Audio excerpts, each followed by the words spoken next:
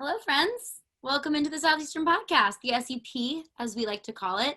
It is officially week one of SEC football, and we are the Zedia Network's official SEC football podcast. Ken, are we ready for this week? We're so ready for this week, Caroline. I cannot wait for all day on Saturday, just straight SEC football. I mean, I've loved the last couple of weeks of college football, but there's nothing like the SEC. They do say it just means more, and I firmly believe that. It really, truly does just mean more. And I woke up this morning and I was like, this is the week. It's like, that week leading up to Christmas, and you wake up on Christmas morning and it's just the best day of your life. Yes. That's how I'm going to feel all week. And scrolling through Twitter, seeing all of these hype videos and seeing all of this, this breaking news that's coming out. It's honestly, I feel like I'm in my element, and I never thought that we were going to get to this point. Right. Greatest feeling. This entire summer has just been so long, and you kept waiting for more news. And you're right. I kind of never expected us to get here, and I'm just so happy that we actually are. Right. Exactly. We deserve this. After all the stuff we've gone through these past few months, we deserve this. 100%. But we're going to break down all of our SEC matchups this week. We're going to pick our favorite SEC quarterbacks. We're going to go through our LSU Tigers schedule for the season, kind of give them a little outlook for our guys down in the Bayou. So Ken, let's get it rolling. Yeah, let's rock and roll. Let's do it. Starting from the top on Saturday, we have number 5, Florida at Ole Miss. Florida's opening at a 10.5-point favorite. But for all of these odds, I kind of have to take them with a grain of salt, because all of these odds are opening at, what we're expecting a normal season to be. But right. You have to keep in mind that they no spring ball. Their practice times have been severely limited, and they probably had a lot of guys in their team that have had to sit out because of quarantining reasons or COVID reasons. And so this is not a normal season. So, just looking at all of these over-unders and these lines with a grain of salt. But Florida opening as a 10.5-point favorite. What are your takes? These are actually two of my favorite, quarterbacks in the SEC. Not the ones I think that are the best, but these are two of my favorites. I think John Reese Plumlee kind of won me over with the game against LSU last year, where he literally murdered the LSU defense in that game down at the Grove. And I think Kyle Trask actually might be the best returning quarterback, at least in the SEC this year. And I think Florida has a lot of weapons around them. Florida's always really good defensively. I think it's going to be a better game than 10 points, honestly. Like you said, this season's really weird, and honestly, anything could happen, and I wouldn't be shocked. But I think I could take Florida in a close-ish win. Yeah, I totally agree. I don't think it's going to be a 10-point game. I do think Florida is going to win, but I think that Ole Miss is going to surprise a lot of people. We know what Dan Mullen and Kyle Trask can do. They're good. They're offensively a very good team, and they've only added offensive weapons. They've added 4 guys on their offensive line, and last year Florida was underwhelming in the run game. So they're this new and improved offensive line is just going to open up so many opportunities for their run game, and Kyle Trask can just show off what he can do on foot. But we know that that's what we're going to see from Florida. The cool part is we have no idea what we're going to see from this Kiffin JRP duo that we're going to get. Excited for both the Mississippi schools this year, and we'll talk about LSU and State later, but I think that I can't wait for the Egg Bowl. I think Lane Kiffin's going to bring something absolutely ridiculous. That I love Kiffin. Like I said, I love Plumlee. I think Plumlee's so good, and I would love to see what he's going to do with him. I mean, Plumlee is a dual threat running back at this point. Plumlee had more than 1,000 rushing yards last year. As a freshman, they have more rushing yards than their running back. He should have been freshman of the year. I mean, Stingley obviously should have been SEC freshman of the year last year, but I think if a quarterback was going to have to win it, it should have been Plumlee, definitely. Absolutely. And the fact that he was absolutely running over LSU last year, and I wasn't even mad. I was just impressed. Right, exactly. And he went off. He's got wheels. He kind of he runs he takes tiny steps, but they're so fast. So fast. I remember when we watched that game last year, I didn't even cover it. I was at a bar having a good time, and I looked up, and this random kid had 200 yards rushing. And I was like, who is he? Cheers to you, John, because honestly, that's impressive. This passing game doesn't thrill me, but I think that having Lane Kiffin as his head coach is gonna turn things around in that passing game. Yeah, definitely. I'm picking Florida by touchdown. Touchdown. I like that. Be 6-7, maybe a couple of field goals. Like I said, I think 10's way too much, but Yeah, I don't think it's going to be a 10-point game. I think if this game was being played last year, 10 plus points, absolutely. But I think that this is going to be a new and improved Ole Miss. Maybe they're not quite at their potential quite yet, but I think we're going to start seeing a big shift in Ole Miss's offense. definitely. This next matchup, it's my favorite matchup this week. Kentucky at Auburn. It's the only two ranked teams that are playing each other in the SEC this weekend. Yeah. What are you thinking? I agree. I think this is the best matchup of the week, and it honestly should have been the CBS game of the week instead of LSU Mississippi State. I think I love Look at us not being biased. Look, exactly. I think I don't like Bo Nix at all. I don't think he can throw the ball, and I think he's not that great. And I'm not super high on Kentucky. I don't want to say I'm very high on Kentucky, but I do love Kentucky, and I think their quarterback does a lot on both running and passing, and I think they kind of struggled a lot with injuries last year. And I think this is a great first matchup for them, honestly. Auburn always has a good defensive side of the ball, but they lost a lot to the draft this year. And I think it's a good way for Kentucky to kind of get the ball rolling for them. Yeah, absolutely. I think that this is a really great opportunity for Kentucky to show what they can do. Do I think they're going to beat Auburn? No, but I think that it's a really good, tough matchup for them to show off and be like, hey, like maybe in the past we haven't been a juggernaut, but we came and we're here to stay. And yeah, we had a wide receiver play at quarterback last year, but you know what? We did pretty damn well for ourselves, and our quarterback is back and he's healthy and they have a lot of offensive weapons. I just don't think they know quite how to use them yet. Right. And that's going to take time, and it's going to take games like Auburn to help them figure that out. Definitely. I think Kentucky might have been one of the teams that drew kind of poorly in the reshuffling of COVID rescheduling and stuff like that. But I think Auburn, especially when you look at some of the other teams in the SEC West that they could have been matched up with, I think it's a good one for them to start with. Yeah, absolutely. And I love Chad Morris as an offensive coordinator at Auburn. Former Arkansas head coach, didn't have a ton of success at Arkansas, but honestly, I can't blame the guy. It's tough to have a lot of success at Arkansas, but he's just an offensive genius. So I think that duo with Gus Malzahn is going to be really impressive, and I'm excited to see what they're doing on defense after losing, two of their biggest defensive playmakers to the NFL. That front seven was ridiculous last year, and they're the only team that held LSU under 30 points last year. Held LSU down to 30 points, and our average score every game was 44, 45. They held us to 23. So that's just a testament to how talented that defense was. And the two defensive linemen they lost, Derek Brown and Marlon Davidson, they accounted for almost half of Auburn's total sacks last year, which is just absolutely insane. So that's going to be a big hit to them, but that's something that they deal with every single year. Yeah, I'm taking Auburn on this one. I think it'll be, honestly, the difference between a field goal or two. Yeah, I think Auburn's definitely going to, I don't want to say run away with it, but I think this one's going to be a bit wider of a gap than I think between, the Florida Ole Miss game that we just talked about, honestly. Yeah, I agree.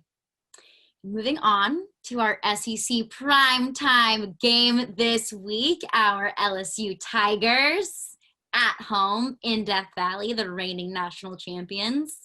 Mississippi State at LSU. Ken, thoughts? I love this matchup for LSU. I think we talked about how LSU lost 20 of the starting 21 players when you put together the COVID and the draft. So I think it's going to be very interesting, but I think Mississippi State's the perfect team that LSU really won the battle here when we talked about COVID rescheduling. Absolutely. LSU's first 3 games are Mississippi State, Vandy, and Mizzou, and when you're reloading like you have to do after the best college football season in history, that's perfect. And I think LSU is going to win by at least 10 points, in my opinion. I think Miles Brennan's going to be able to get off to a hot start. He's got weapons with Arik Gilbert and Terrace Marshall. I think those 3 running backs, Coach O said that Chris Curry is going to be the one to start, but I think John Emery Jr. and Tyrion Davis-Price are both going to handle some of the carries, at least for the first few games. And the defense, I think, is probably the strongest that we've seen in a couple of years. You know, they were hurt a lot last year, and I think even without Dave Aranda, they're going to be able to really, really, you know, put the pressure on Mississippi State with a new coach, a new quarterback, a lot of changes over there in Starkville. Yeah, absolutely. And to your point about the defenses, yeah, LSU did lose Dave Aranda, who I think was the best coordinator in college football in his tenure at LSU. But it's not like we're getting some brand new person who doesn't know his way around Baton Rouge. I mean, Bo Pelini had a long tenure at LSU, and he's coming back to a program that feels like home to him. He's not new to the game. So yes, it is a hit to lose Dave Aranda and, you know, his influence and, you know, his relationships that he had with the players, but, you know, replacing him with Bo was not a downgrade by any means. And, you know, as LSU fans, like, we get it. We know that we lost 20 players after the national championship. Like, we know that we're not going to have the best college football season of all time for the second year in a row. We're not expecting that team to come out and be a national championship team, but that doesn't mean that it's going to be a bad team. Exactly. LSU's depth chart is incredibly deep. There are so many players that never hit the field last year that are just as talented as their players that we won the national championship last year.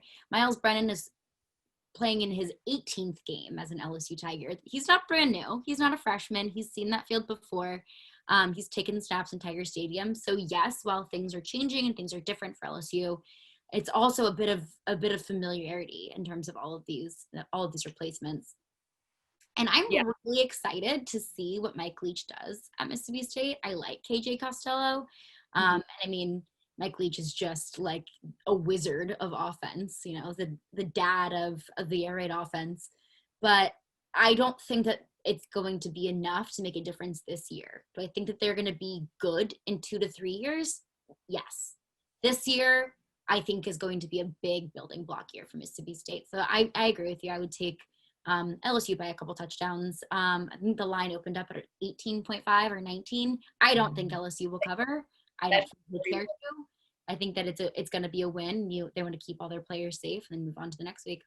Right. And I think that's it. I love that you said, you know, keep all the players safe. I think right now you can only hope for, especially looking at this past week in the NFL, you can only hope for everybody to make it out healthy. I think as we get through each week with everybody had a condensed preseason, all the workouts, no games, nobody's really in game shape. I think you can say you're in game shape, but you know, the tackling, the running, all of that can't be totally up to speed.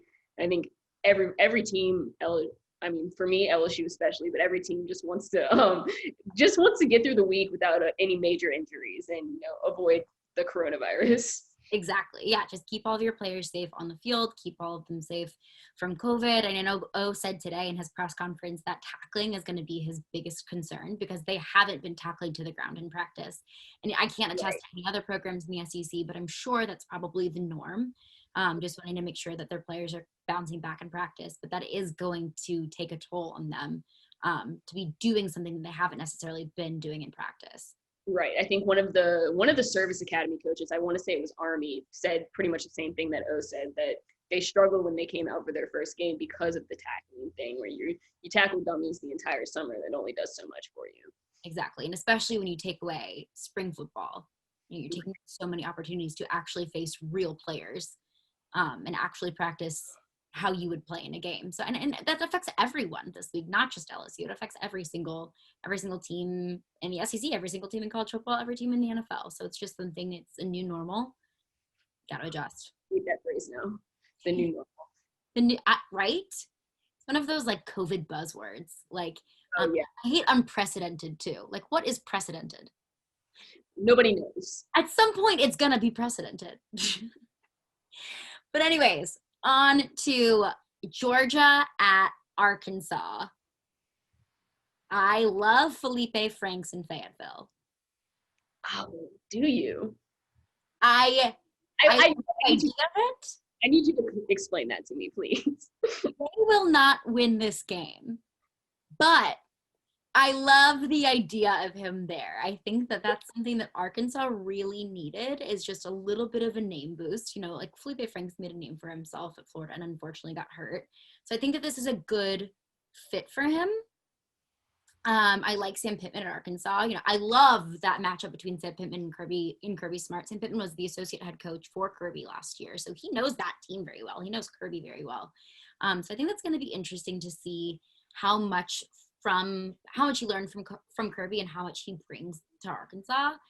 But I'm just really excited for sweet little Felipe Franks to get his shot, and I'm rooting for one SEC win for Arkansas. You know, you get to a certain point that, like, you know, yeah, I want LSU to beat them every year, but like you get to a point where like, God, just win a game.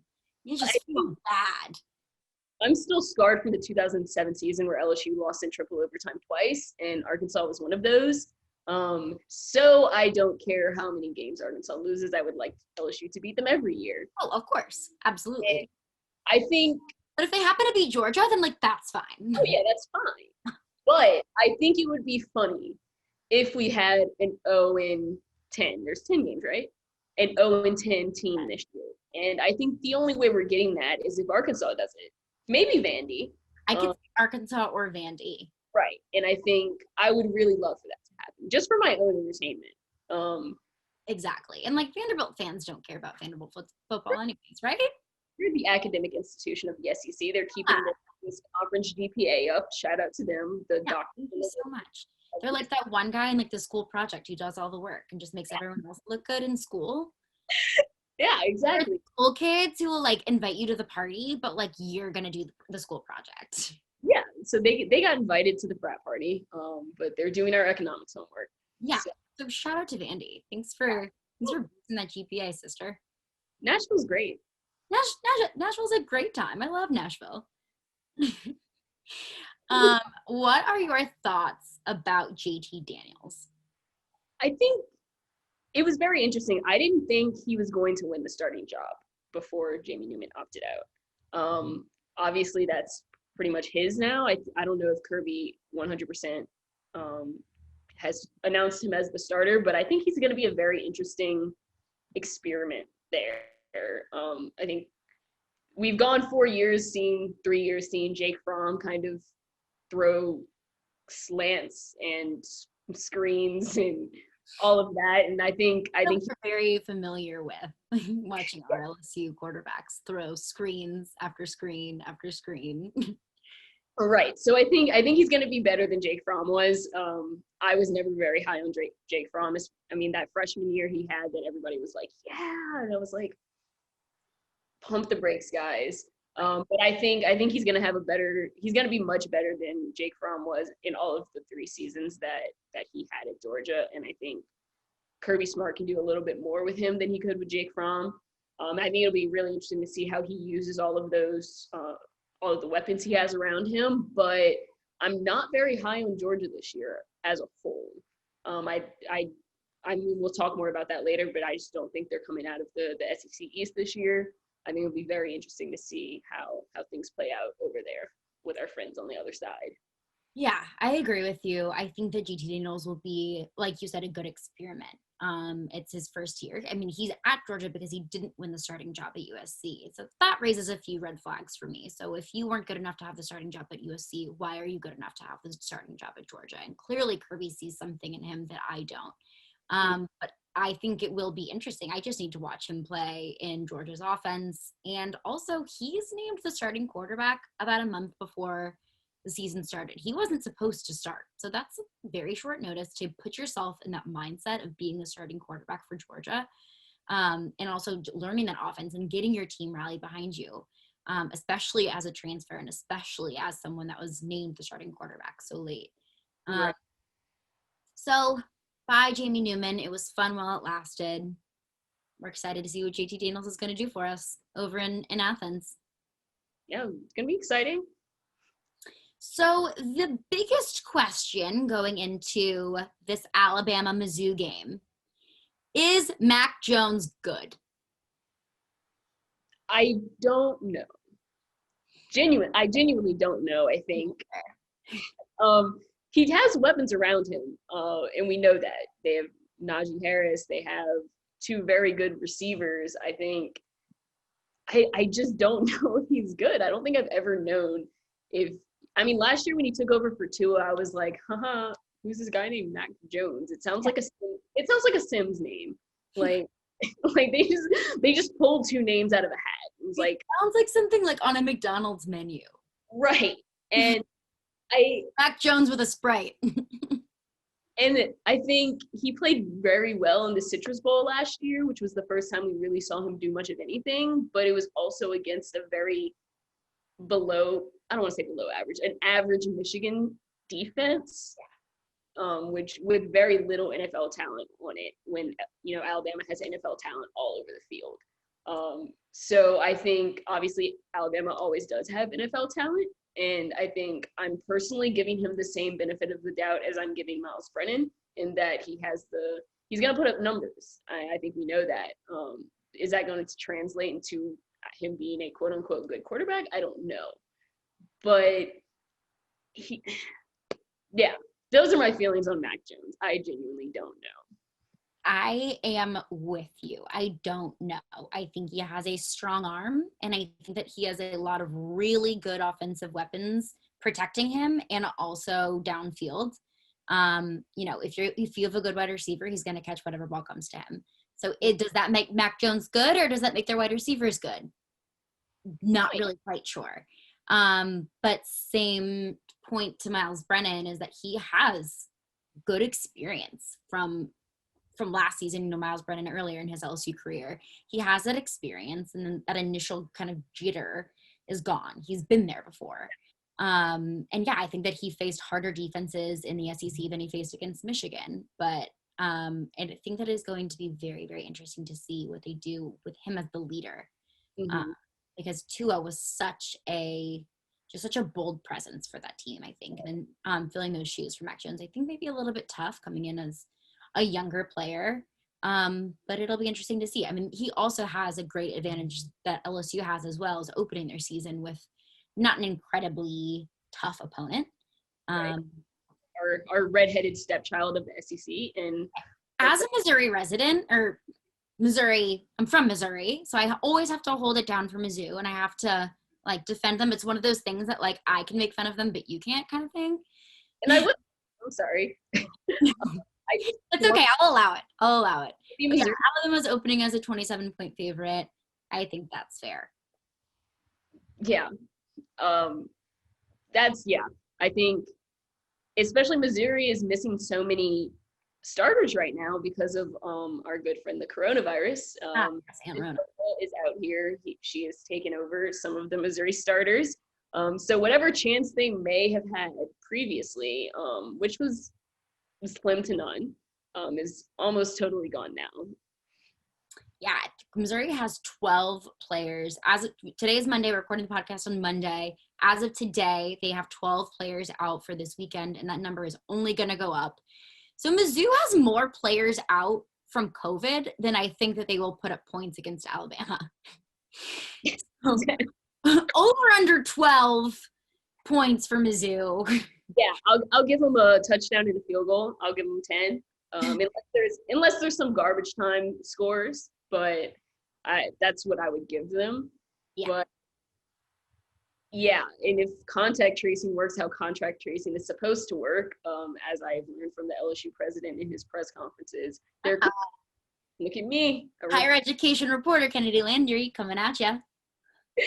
But that you're right, that could mean more are possibly out. And some schools are releasing that information, some schools are not, and it seems like Missouri is. So I guess later in the week we'll find out if it's 12 or more or less, depending on how long people had to quarantine and isolate, things like that.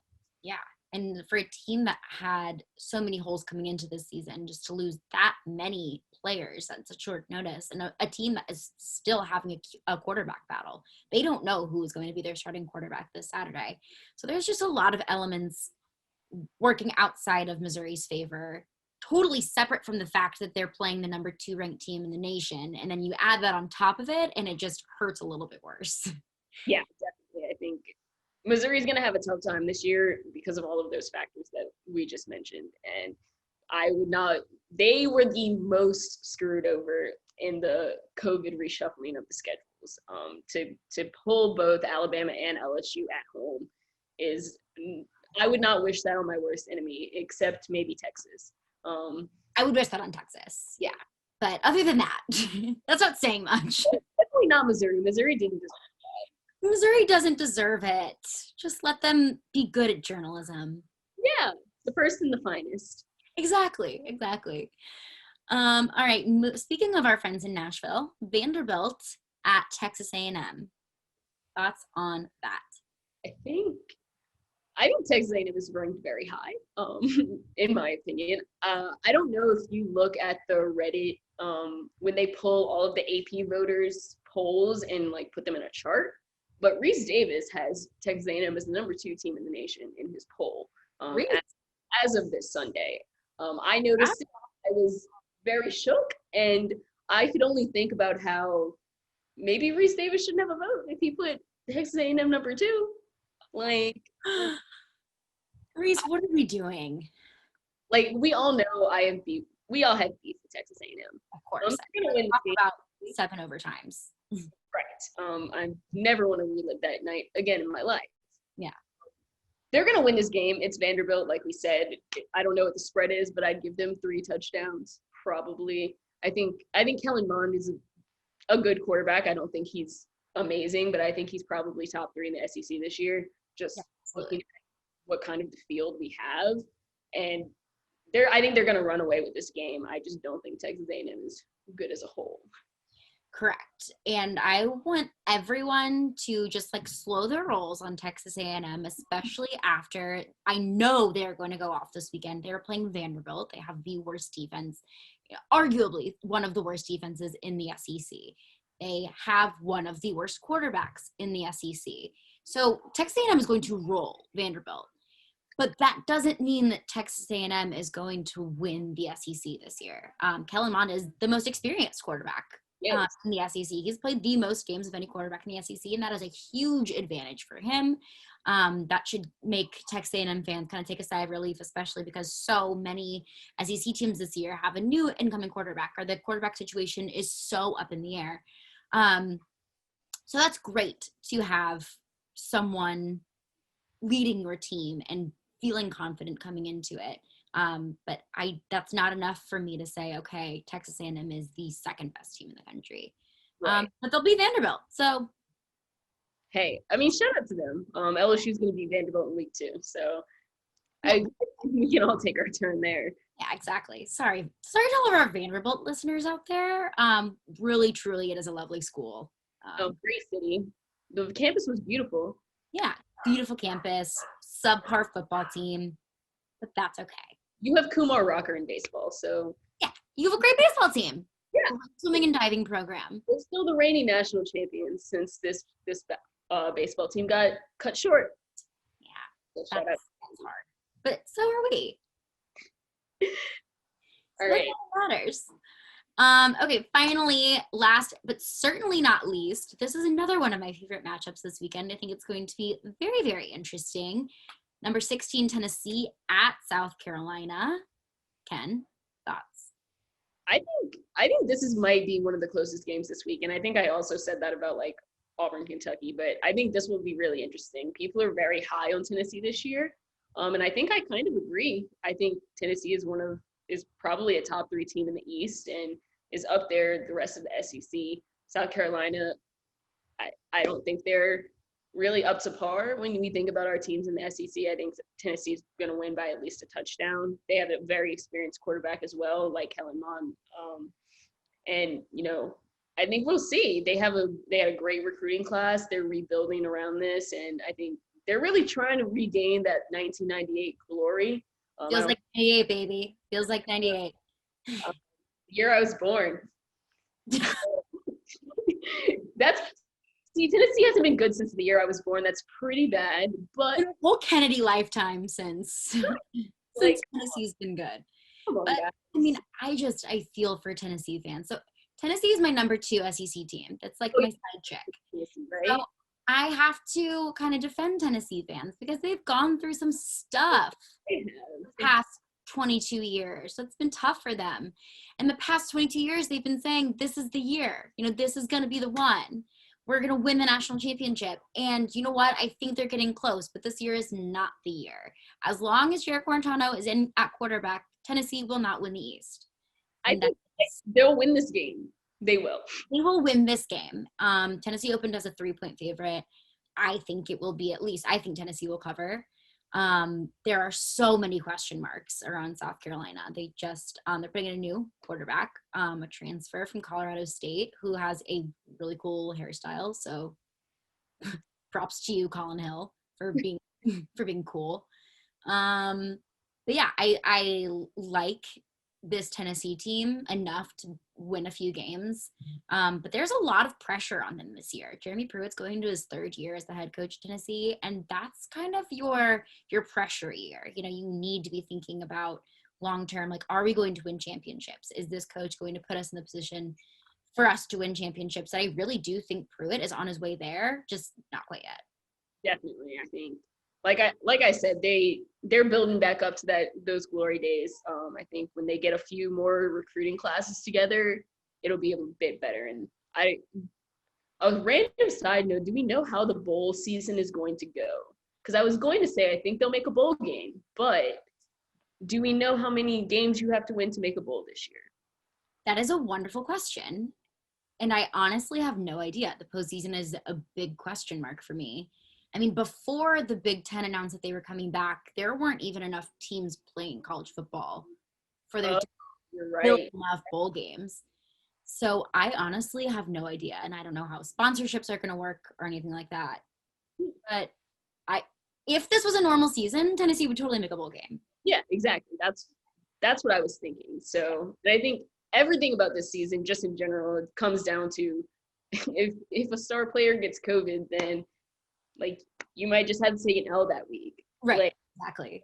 That's just not something you really can play with right now. Right. It's like the unpredictability of everything surrounding COVID is that might happen. And exactly. Doesn't say next man up, and I'm assuming other teams feel the same way. But I think that's going to be very interesting to see that play out throughout the college football season. Yeah, absolutely. I agree. So we've done a lot of talking about our picks this week, and I think we've given some good thought to our picks for this week, but kind of looking long-term, speaking of the postseason, kind of thinking long-term, where do we think that these teams are going to end up once it comes down to SEC championship time? Right. I think I mentioned it earlier, and I'm really high on Florida this year. I think Florida comes out of the East fairly easily. I genuinely think the only game they might lose is to LSU. I think they're going to win against Florida. I think it's just not. I don't think Florida's as good this year as they have been the last few. Maybe a new quarterback changes things. Like I said, I wasn't very high on Jake Fromm anyway, but I think Florida might run away with the East. I think the West could be between a few teams. That's probably going to be between Alabama, LSU, and maybe Auburn.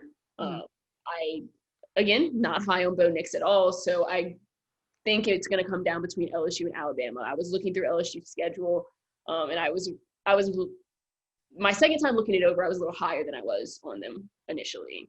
So I think I would bet on LSU Florida in the SEC championship game, but I wouldn't be surprised if Bama gets there because I think that game will be a coin flip for LSU. Yeah, absolutely. I 100% agree with you that I think that it's going to be Florida this year. And I hate that my automatic thought when thinking about the East is like, okay, is it going to be Georgia or is it going to be Florida? Right. Because it's so unfair to this budding Tennessee team, to this. I have to be listed too. Up. Like, I think that I would not be surprised if we ended up seeing Tennessee and Kentucky coming down to the wire, and maybe they could be a thought at the end of the season and winning the East.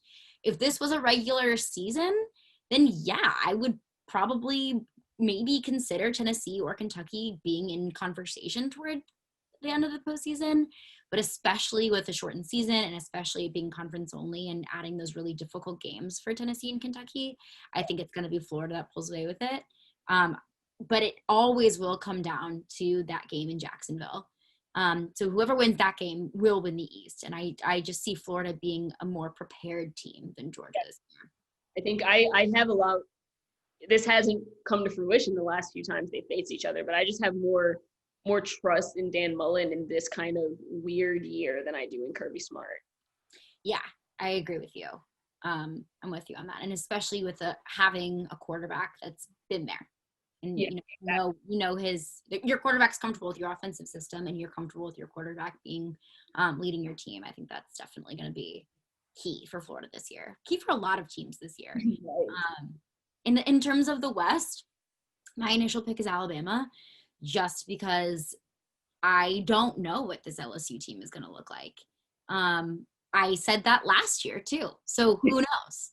Right. I think it's after this week, my vision is going to be so much clearer. Just being able to watch Miles Brennan working in this offense and seeing all these young players filling the holes that were left after the national championship last year. But right now, my safe pick is Alabama, and my homer pick is LSU, obviously. But I think LSU also has a few tests on their schedule. I think they can pull away with a Texas A&M win. I think they can pull away with an Auburn win. But just like the East always coming down to Florida, Georgia, I think this Alabama LSU game is going to be the deciding factor in the West, which is nothing new. This definitely, I think, last year and this year kind of feels like those years between like 2010 and 2013 when it was LSU, Alabama, and then it was Auburn. Yeah, and then came out of nowhere. But putting the SEC, we threw out a few names out there. If it's an Alabama-Florida SEC championship, that's an Alabama dub in my mind. Definitely. Yeah. I don't see how I don't see Dan Mullen out coaching Nick Saban, especially in a championship situation like that.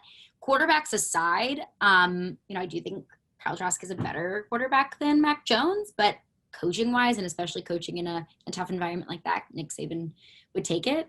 But I think LSU Florida would be a much cooler SEC championship. And honestly, I would have no idea what would come of that game. It'd be much more fun. And I think it'd be more competitive as well. I think when I was going through LSU's regular season schedule, I had the LSU Florida game as a coin flip. And I think that'd be the same thing in the SEC championship game if it came down to that. I think they're both kind of, I said recently that I think Miles Brennan's like ceiling may be Kyle Trask. It could be better, but personally, I think if he's as good as Kyle Trask is, LSU's in great shape. Honestly. And I think all those question marks come from Miles Brennan. Exactly. And I think when you look at how LSU and Florida match up against each other on both sides of the ball, that'd be such a good game. And I think coin flip is the only way I can put it because I think they're so similar this year.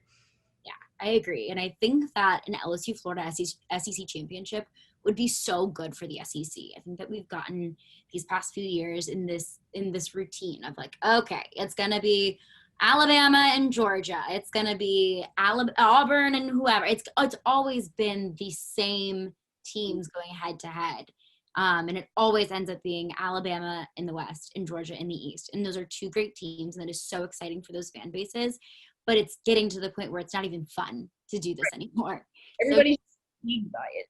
Exactly. So just seeing Florida stir the pot a little bit and making their way to the SEC championship, I think would be just chef's kiss. I would love it. I'm not a fan of Florida in general, but I have a lot of friends who go to Florida, and I think their fan base is pretty cool when you get past some of the crazies. Like every fan base has the crazies. LSU has them. I'm not afraid to say that. Oh, we're very familiar with the crazies. Right. And that's fun. Yeah, and but once you get past those, I think Florida fan base is really cool, and that'd be like I said, I think it'd be so fun for everybody involved. Oh, absolutely, and I think that would be a rather loud matchup. I don't know. I heard Florida fans and LSU fans are passionate and drink a lot, so I don't know. We also go into this first week. Like we mentioned, there are so many questions in terms of quarterbacks. We wanted to give our top 3 picks for SEC quarterbacks this season. Ken, who's your number 1? My number 1 is Kyle Trask. I've said that multiple times in this podcast already. I think he's the most experienced. I think he did so well filling in for Franks last year, and he knows how to play under pressure. He played very well in Death Valley last year, which I was shocked by. I haven't seen a quarterback play that well in Death Valley since, I guess, 2 of the year before, but we can forget about a 29-0 loss. But Trask is my 100% best quarterback in the SEC right now. I think a few others have ceilings that go that high, but Trask has proven the most as far as we know. Yeah, I agree with you. And I also put Kyle Trask as my number one quarterback. I think that the thing that's really going to solidify his talent and his spot as that number one quarterback in the SEC is he's got to get moving on the ground. I think Florida has done the things that they need to do to set him up for that. But there was just an overwhelming dominance in the air for Florida last year, which is great. But it's like you need those two elements. And that's just going to be the thing to really put Kyle Trask above.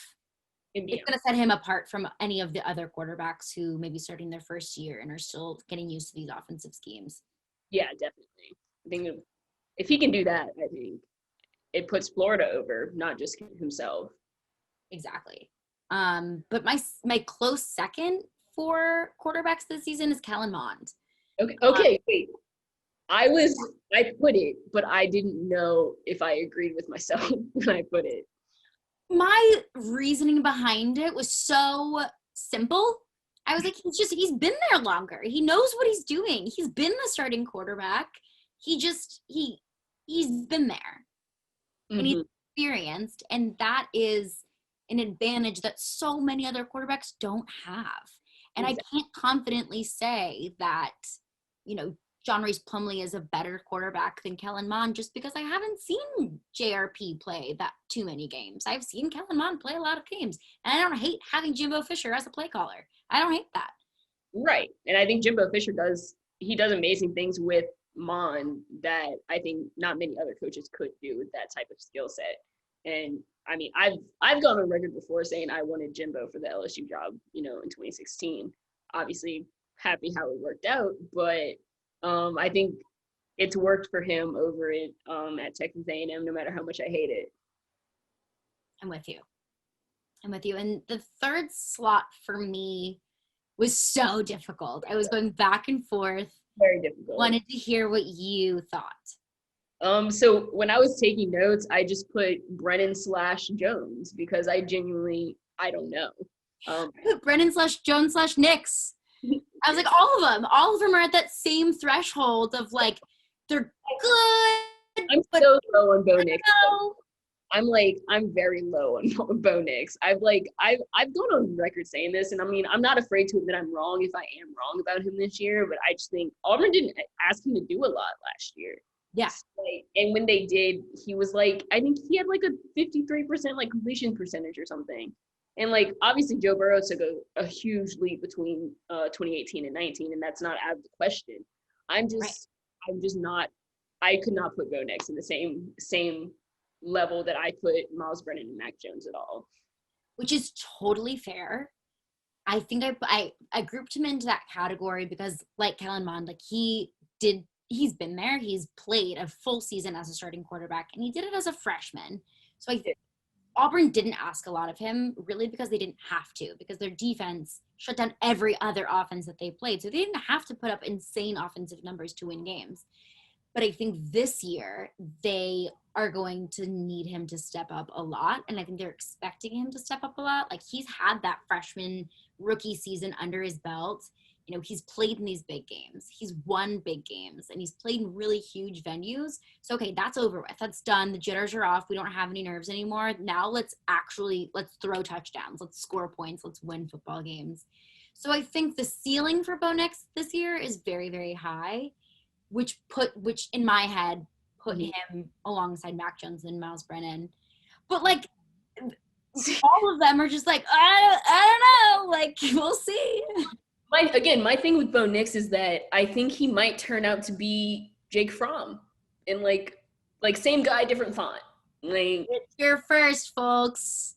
Same shit, different day. That's my worry about it. And like I said, I think Brennan and Jones are in completely different levels. I think they're both older. I think they both have multiple full seasons under their belt. I mean, Miles Brennan sat behind Danny Etling, who is a good quarterback, in case y'all haven't heard. And Joe Burrow. Danny Etling is a good quarterback. Exactly. And I mean, Mac Jones sat behind Tua, who's one of the most pure talents I've ever seen with my own two eyes at the position. I think they both have they have two very good offensive minds, controlling them. And I think I think their ceilings are both so much higher than, like I said, Bo Nix. I don't know who's better out of the two of them, which is why I put Brennan / Nix. I mean, / Jones.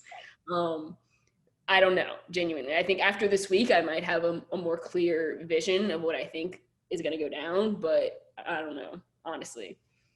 I like what you said about how Mac Jones has been sitting behind Tua, because I think Mac Jones and Miles Brennan have had such a great opportunity sitting behind two of the best quarterbacks in college football last season. Miles Brennan sat behind the Heisman Trophy winner. Mac Jones sat behind a first-round draft pick, one of the best quarterbacks in college football. They learned from them, and I also think it's such a good testament to Mac Jones and even more so Miles Brennan for sitting behind and saying, okay, I know my time is coming, so I'm going to sit back and I'm going to watch these quarterbacks and I'm going to learn from them. Miles Brennan so easily could have transferred and started at a different school, but he chose not to. He sat and he watched and he learned from one of the best offenses ever. So in same with Mac Jones, he learned from Tua and he's been soaking up all of this information like a sponge from Nick Saban. And so, yeah, they have that just base knowledge of being a student first. And they're like, okay, now it's my time. Now I get to be the one that's showing off what I learned. And that's something Bo Nix didn't get. He started as a freshman, which is incredible. But that's just a totally different mindset for him. He was forced to be a leader so early in his career, whereas Miles Brennan and Mac Jones were able to kind of build up toward that. Right. And I think if you think about, the quarterback controversy LSU did have in 2017 with Danny Etling and Miles Brennan, where, they were back and forth for a while. And I mean, that could have very easily have broken Miles Brennan, the loss to Troy where, he was playing before halftime and, he did lose a starting job his freshman year when he was a touted 4-star recruit who people thought were going to come in and, start automatically. And then he lost another starting job to Joe Burrow, which obviously worked out for the better. But I think Miles Brennan has gone through a lot of adversity in these 4 years and he did stick it out. And like you said, didn't transfer. And I think you can only hope that, he gets some good karma for that. Yeah. That's like football gods. Please reward him. Right. Please be nice to him. Mm-hmm. I did put an honorable mention in my top 3 quarterbacks. Jamie Newman. Best that never was. I think he would have been one of the best quarterbacks in the SEC, but I guess we'll never know. I was also very high on Jamie Newman. If he was playing, he would have definitely been in my top 3. Yeah, well, I'm sorry, Georgia fans. We'll never know. Next year.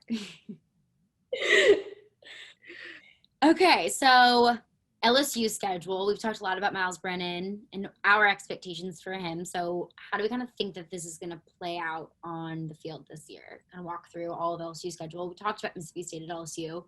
Right. It's going to be an LSU win, and it's going to be a really good start to their season.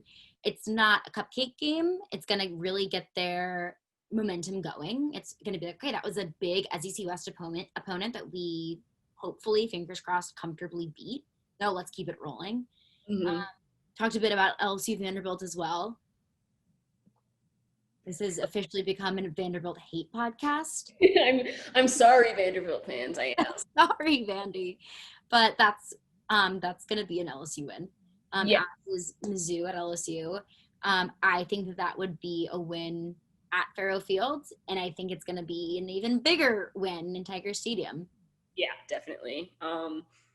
Yeah, like I said, when I was looking back through this schedule, I felt more comfortable with it, a second time when I was just thinking about LSU and kind of the development of this team as they go throughout the year. When you think about last year, they were the best team in college football for most of the season, but they did progressively get better, and I think that's what made last season so great. I think this is the perfect setup schedule for LSU to have that same kind of growth, especially like we said, those first 3 games, like money. Yeah, exactly.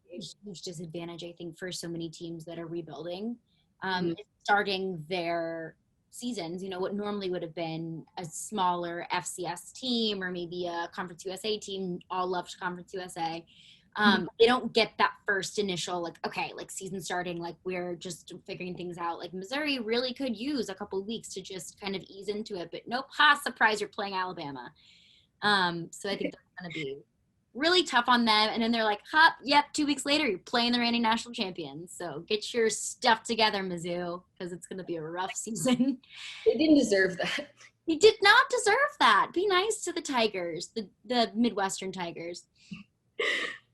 And then we have South Carolina coming to Baton Rouge, which I think is going to be a really interesting game. I also think that's going to end up being an LSU win. I think that's a slam dunk. Yeah. And I think that is a really good – oh, I'm sorry. Before we have South Carolina at LSU, we have LSU at Florida, which is going to be LSU's biggest test so far in the season, and I think maybe LSU's biggest test until Alabama. Definitely. I agree there. Like I said, I think LSU Florida is going to be a coin flip if they play in the regular season and the SEC championship, however that kind of shakes out. I think that first test for both teams is going to be very, very important for the rest of the season. And it'll be very interesting because LSU hasn't won in Bill Hood Griffin Stadium in quite a few years, especially because we know the hurricane debacle. So I think they won in 2017. LSU lost there in 2018 because we had to go back-to-back. And then LSU beat Florida in Tiger Stadium last year. So I think this will be a very interesting game to go back to Florida, battle it out in the swamp. It won't be 100 million degrees because it's in October. So we might get some fall weather. Yeah, I think this is going to be interesting. Like you said, LSU has a tough time in the swamp. And it's difficult to talk about, where these matchups are because it's not going to be a max capacity. It's not going to be peaking. It's not going to be, 85,000 fans screaming at you. But still, just not having that home stadium feel, that home field advantage is going to be tough. And the really cool thing, which I love about our Florida matchup every year, is like it's not going to decide the East and the West. Florida is LSU's primary conference game. So, a loss to Florida sucks. And that kind of sets the tone for this next game at South Carolina and the following game at Auburn and then Alabama. And it's just back to back to back. So getting that win at Florida is going to be so huge for their momentum. But I think that if LSU loses to Florida, that doesn't eliminate their chances at the SEC West. Definitely. And then one loss could be the end. Yeah, exactly. That makes so much sense. And I think, while we're talking about the stadiums, Ben Hill Griffin Stadium is the only stadium personally that I think has held up to LSU in terms of atmosphere. Wow. I went to LSU Florida in 2018 when Joe Burrow threw an interception to kind of ice the game for Florida. But I've never been in a more electric away game stadium. Tim Tebow was there to get his jersey retired. It was crazy. So, since you were talking about the atmosphere without, 80,000 fans, I was just thinking, I think LSU might have a better chance at a win because of that, honestly. Because the swamp is loud. It's it's Death Valley loud. And I think that helps LSU a bit in that matchup. Yeah, absolutely. I've never had the privilege of going to Gainesville. That's one of the few SEC school towns that I haven't crossed off my list. But, it's the swamp for a reason. It's legendary for a reason. And would love to go. Maybe one of these days we can travel. But, I think it's going to be a very, very exciting matchup for Mizzou, or for Florida and LSU. Right. And South Carolina at LSU, like we said, it's going to be a tough one for the Gamecocks. And, I'm just wondering when South Carolina is just going to get to their wits' end with Muschamp. I think you think it has to be soon, right? Because how are they not just so frustrated winning 4 to 5 games every year? Like sometimes I personally will look at other programs and I'm just like, that would not fly in Baton Rouge. Absolutely. LSU fired Les Miles for winning 8 games this season and losing to Alabama. That's why he was fired. We can't get around that. Right. There's an expectation not being set. It's like, okay, we're cool being just mediocre. Right. And I think that they have to kind of break that cycle. Yeah, they have to break that cycle before it gets really dangerous for their program. I think if Tennessee doesn't turn things around in the next couple of years, they could also be in that same situation of just being totally cool with being mediocre. And that's not how those football programs are. That's not the history and tradition of South Carolina and Tennessee. Those are strong football programs. So I just don't understand why everyone's like, no, it's cool. Like, we'll win a big game against Georgia every few years, but like, yeah, like we'll stomp into Death Valley and, you know, maybe put up 10 if we're lucky. But it's just, I feel for Gamecock fans that they've had to withstand some pretty mediocre football since the old ball coach left a few years ago. Yeah, no, I would not want to be them, especially with Clemson doing their thing right down the road. Yeah, that hurts. That really hurts. But then we have LSU at Auburn, which is going to be a really, really great matchup. I think that's going to be their toughest West matchup so far in the season. And I don't know. I think that would be LSU by a close margin. Yeah, I have that as a close win. When I was making these into tiers, I had slam dunk, close win, coin flip. And Auburn is definitely a close win in my book. Like I said, I think I'm not high on Bo Nix at all, and we'll see what Gus Malzahn asks him to do. Yeah. But I think the LSU defense can shut down Auburn's offense 100%. And I think Auburn's defense, like I said, is the strength of that team. And it's interesting to see how LSU's offense performs up to that point, if they're going to be up to par with that. But I think it's going to be kind of like LSU Auburn last year. It was kind of a slog. It was raining at that game last year. It was disgusting. And you can like see the turf at LSU at Tiger Stadium like ripping up. You know how it is in Tiger Stadium when it's raining. And it was just one of those games that it was horrible. And that 23-20 win, I think it might be I'd give LSU a touchdown in this matchup, honestly, just because I think Miles Brennan is better. Yeah, I agree. I give LSU a touchdown. And I think it will mimic last year's game very similarly, because I don't think LSU's offense is going to be as good as last year by any means. I also don't think Auburn's defense is going to be as good as it was last year. They lost two key cogs in their defense. So I think both schools have kind of taken a step down in order to rebuild themselves up where they were last year. But I think that this game will mimic last year a lot. And it's being played on Halloween night. How cool is that? I forgot about that. I'm so excited. So much spooky voodoo playing in LSU's favor. I can't wait. Oh, no. Oh, yes. Oh, I wrote a story a few years ago. The headline was A Tale of Two Tigers. I was very proud of it. Good one. It was just about the LSU-Auburn rivalry, which is one of my favorite rivalries that LSU has, just because they have so many iconic games when you think about, the earthquake and just so many matchup ever. Like the burning buildings and all of that. I think it's amazing. And I think playing this game on Halloween night is kind of hilarious. And I think it just kind of makes sense. It does. And it sets it up for something crazy to happen, which is highly likely. In all 4 years of my years at LSU, something weird happened with the Auburn game every single year. Les Miles got fired. I don't even managing the clock so poorly. The comeback game, LSU came back up from like a 21-point deficit. I was about to leave Tiger Stadium and go do homework in Tigerland. And then they came back, and it was an insane win. Yeah, I was going to do some research at Fred's. Shout out to Fred's. Yeah, so that matchup was always insane. And then in 2018, Cole kicked Tracy. I was the self-anointed president of the Cole Tracy fan club that year. That game was insane. So yeah, LSU Auburn is always something weird is going on. So I just can't wait for this spooky Halloween night. Some kind of weird full moon energy is going to come over them. And I can't wait for it. Definitely. Then we've got Bama, which I don't know who made the schedule when they were like, oh yeah, we'll do Auburn and then Bama. We do have a bye in between. As LSU always does. LSU and Bama both have a bye before that November 14th Saturday. What a coincidence.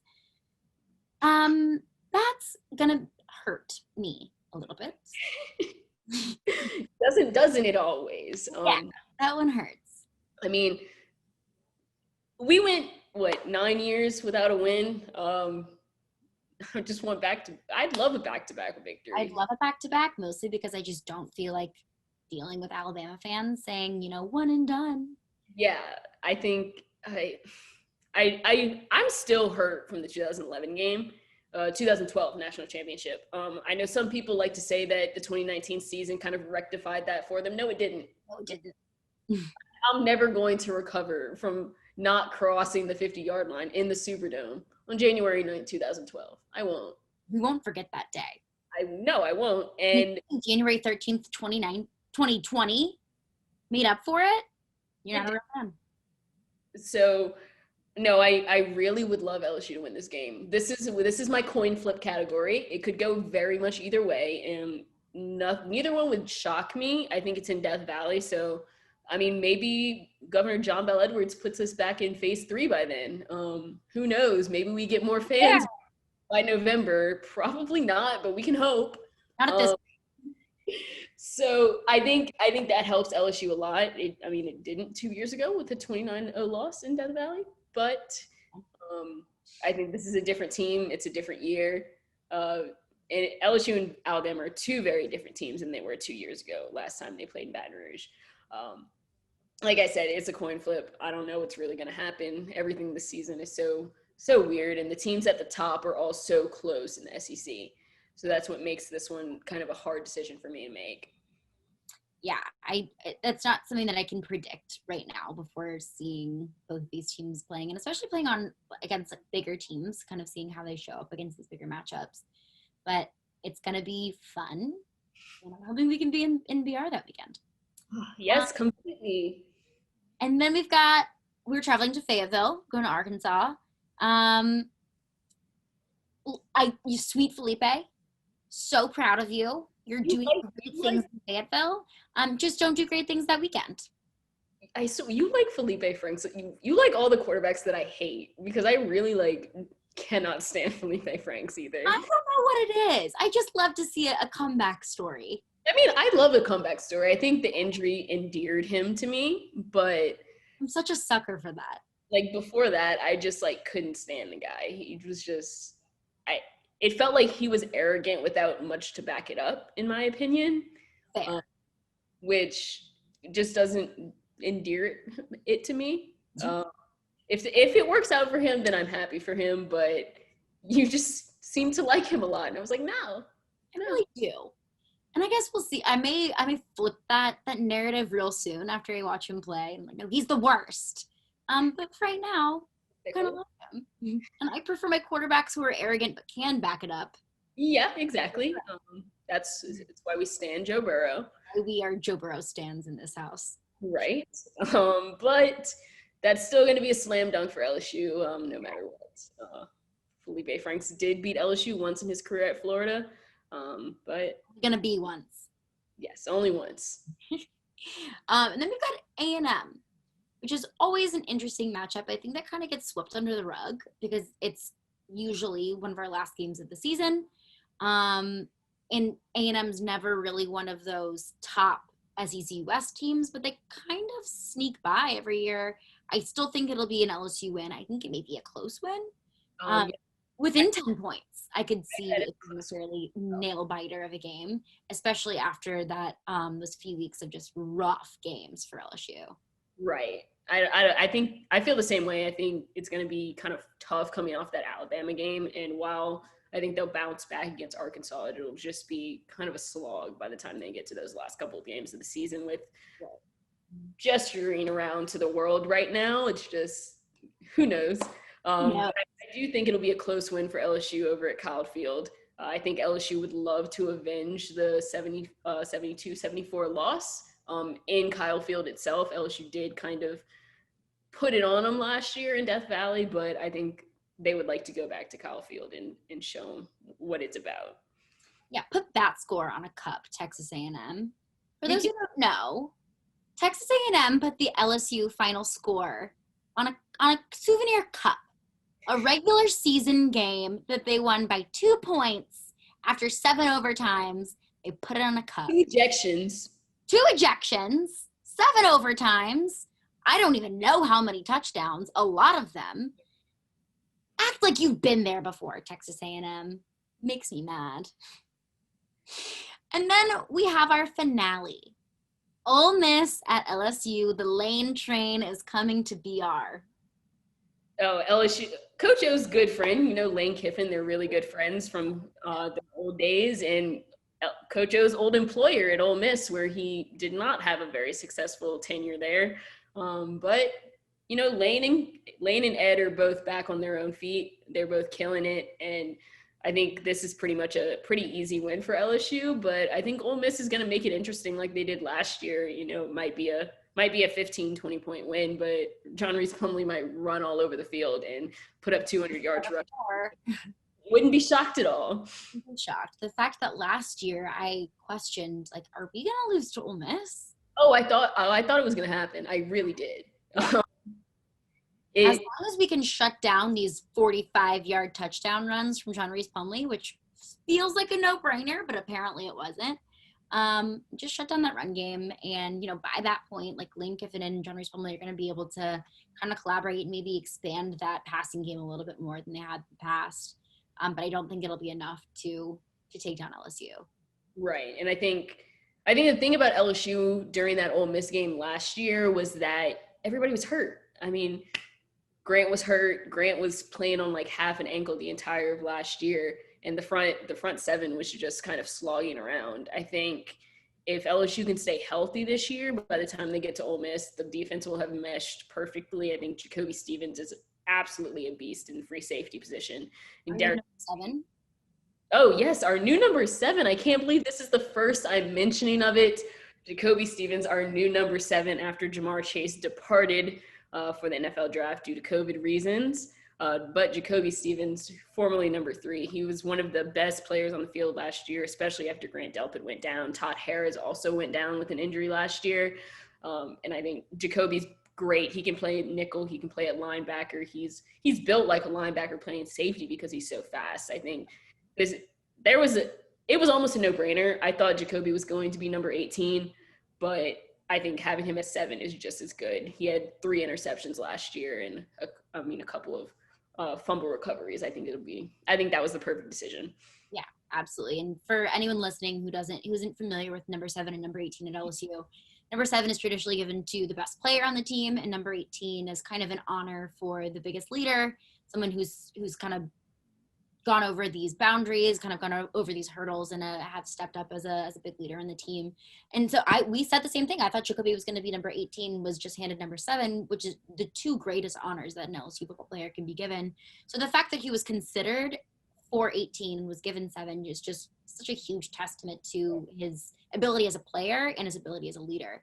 So yeah, LSU is very, very, very lucky to have him in the backfield.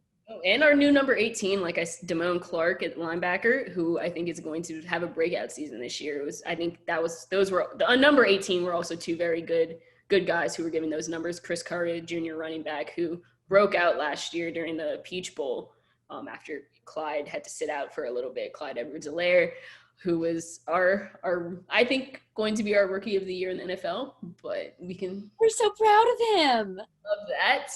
But Damone Clark, I think, is going to be a really big piece of that LSU defense. Like I said, I think by the time we get to the Ole Miss game, they'll know what they're doing.